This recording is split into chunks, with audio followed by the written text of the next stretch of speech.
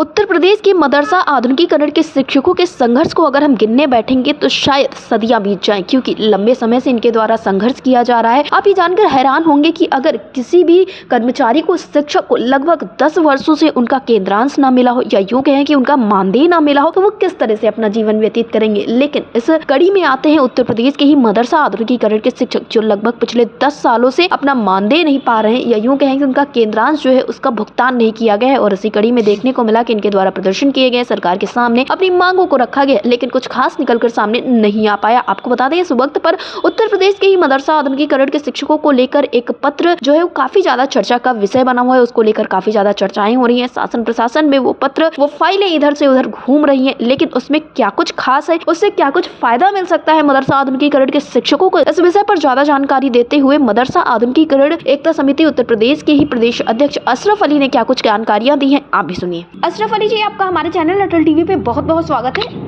जी बहुत बहुत धन्यवाद अटल टीवी टीम का, आपकी पूरी टीम का। जी मैम।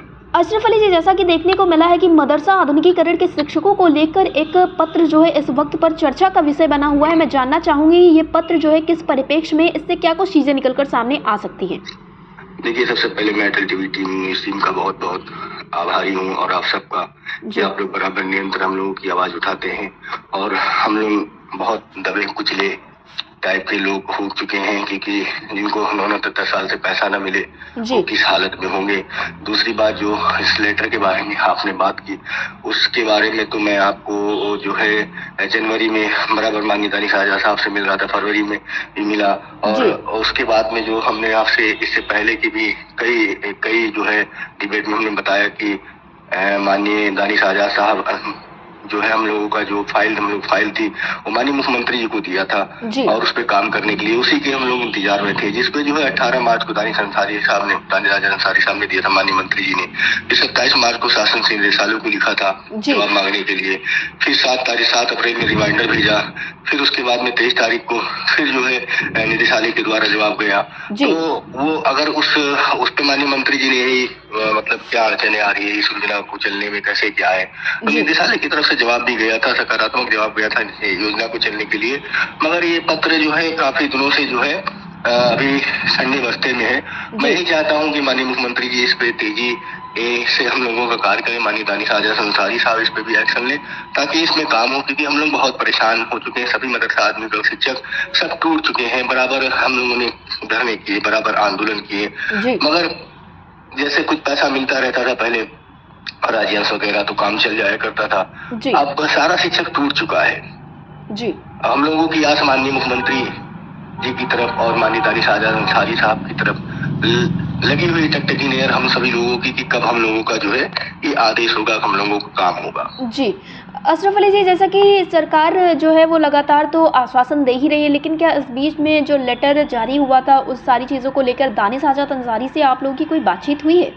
नहीं, बात बात हुई, मुलाकात होती है, बात होती है। माननीय दानिश आजाद अंसारी साहब से मुलाकात हुई, कभी बता दिया जाता है अपने लोगों को, कभी नहीं बताया जाता है। कभी सकारात्मक मुलाकात हुई, कभी जल्दी तेजी में हुई। तो माननीय मंत्री जी भी बिजी रहते हैं, बहुत जगह आने रहते हैं। तो मुलाकात हुई, माननीय दानिश आजाद अंसारी साहब ने यही कहा कि मैं सिकंदर लगा हुआ हूँ, काम कर रहा हूँ और आप लोगों का काम करवा देंगे। अब माननीय मुख्यमंत्री जी उस विभाग के मंत्री हैं और उनको मिला हुआ वो मंत्रालय। अब माननीय मुख्यमंत्री जी से भी हम लोग पैरवी कर रहे हैं, वो भी माननीय दानिश आजाद साहब भी पैरवी कर रहे हैं। तो अब माननीय मंत्री जी की बातों पर विश्वास ही कर सकते हैं और क्या कर सकते हैं। हम लोगों के हाथ में तो है नहीं कि हम लोग कर दें। जी, लेकिन आपने जो अभी एक पत्र की बात की है, इससे जो मदरसा आधुनिकीकरण के शिक्षक हैं क्या फायदा मिल सकता है उनको, क्योंकि कहीं ना कहीं ये पुख्ता सबूत है। अगर इस पत्र पे पूरी तरीके से ईमानदारी के साथ में जो है हाकिम हुक्मरान काम कर दें तो हम लोगों की योजना का संचालन उत्तर प्रदेश सरकार से हो जाएगा और हम लोग भी जीवित हो जाएंगे। वो इसी संबंध में पत्र है। इस योजना को पूरी तरीके से माननीय दानिश आजाद अंसारी साहब ने बताया कि पूरी तरीके से जो है उत्तर प्रदेश सरकार से इस योजना को चलाया जाए। इस पत्र के बारे में और इस फाइल के बारे में हमने आपको बहुत पहले, इससे पहले भी वीडियो में बताया था, और उसके बाद में जो है जब जनवरी में मिल रहे थे तभी वो कुंभ के मेले वाला हमने आपसे बताया था आपकी टीम से। उसके बाद वो जब लेटर गया तब भी बताया था। तो बराबर इस लेटर के बारे में मालूम है। शो नहीं इसलिए करते थे, कुछ बातें शो नहीं की जाती है, मगर जी, जब वो शो हो जाती है तो मजबूरी में कहना पड़ जाता है। जी, तो जैसा कि सिकंदर जी आपने बताया कि ये सारी चीज़ें प्रक्रिया में हैं, तो इस लेटर को लेकर आप लोग कुछ करने वाले हैं क्या? शासन प्रशासन से थोड़ा सा दबाव बनाने की कोशिश की जाएगी आप लोगों के द्वारा? दबाव करेंगे, अपने लोगों से रणनीति हम बना रहे हैं कि अगर हम लोगों की अगर बातों को नहीं सुना जा रहा, नहीं माना जा रहा है।